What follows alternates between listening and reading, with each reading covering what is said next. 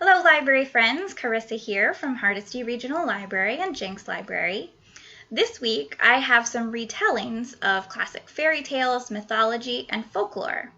Retellings have really trended in the last several years in TV shows, movies, and books, but I've tried to pick a few of my favorites as well as some that you may not have heard of before. The first I have is The Snow Child by Eowyn Ivey.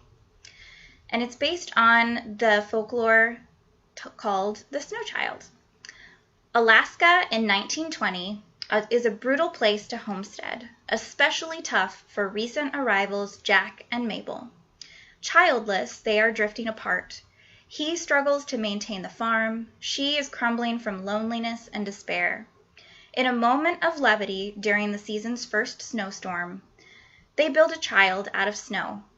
The next morning, the snow child is gone, but they glimpse a young girl running through the trees. The young girl, who calls herself Faina, seems to be a child of the woods. She hunts with a red fox at her side and somehow survives alone in the Alaskan wilderness.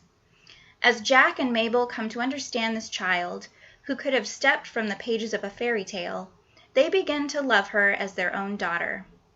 But in this beautiful, violent territory, things are rarely as they appear, and what they eventually learn about Faina will transform them all. Next, I have Cersei by Madeline Miller, which is one of my favorite books of all time.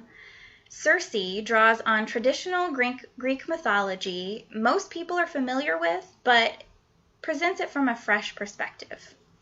Daughter of the sun god Helios, mightiest of Titans, Cersei was a peculiar child who had few of the gifts the demigods enjoyed, and she was despised by her parents and numerous sisters. What she lacked in godlike ability, though, she compensated for in her gift for herbology and witchcraft.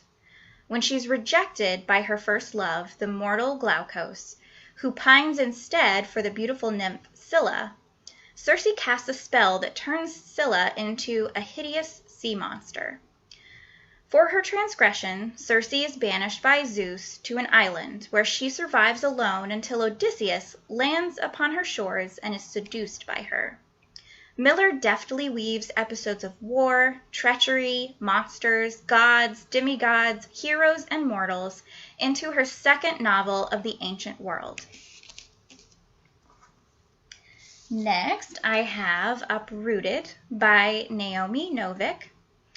The powerful wizard Sarkhan, the dragon, keeps the nearby woods' dark forces at bay. As payment, he takes a 17-year-old village girl to be his servant every 10 years, which is how dirt-smudged Agnieszka ends up locked in his tower. Though she loses her freedom, she also discovers that she is a witch.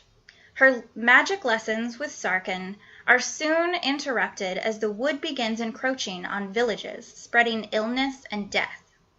Throwing caution to the wind, Agnieszka takes on its horrors, aided by Sarkhan, but are they strong enough to defeat such deeply rooted corruption? Novik's atmospheric tale blends folklore, magic, danger, and a pinch of romance into an enthralling narrative. However, it is the headstrong Agnieszka who drives the story. The magic in this book is fascinating and original, and the story itself pulls from Russian folklore as well as the French classic Beauty and the Beast. Next, I have quite a thick one here. This one is The Priory of the Orange Tree by Samantha Shannon.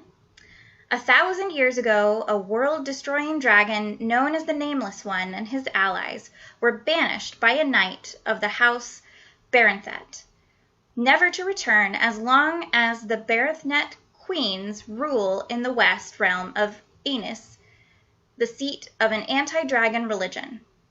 But the current queen lacks an heir, and her court is divided. Evil dragons are appearing once more throughout the world, even as their good counterparts in the East wane in strength. Through 4 narrators, a member of the secret sisterhood of mages known as the Priory of the Orange Tree, a nobleman, a disgraced alchemist, and a dragon rider, Shannon deftly explores the divides between religion, custom, and territory. This extraordinary saga includes heroism, romance, friendship, pirates, plague, diplomacy, and of course, dragons. Described as feminist fantasy, it draws from the tale of George and the Dragon. My last book is The Crane Wife by Patrick Ness. This is inspired by Japanese traditional folklore. Kind to the point of haplessness, George Duncan rescues a wounded crane in his suburban London backyard. Soon after, a mysterious woman named Kumiko enters his life, and she and George form an instant connection.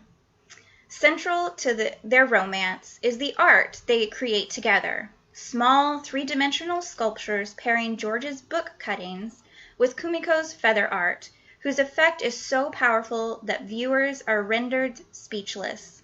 This intricately plotted story is bittersweet, haunting, and romantic, with a witty and engaging writing style. So those are the books I have for you this week.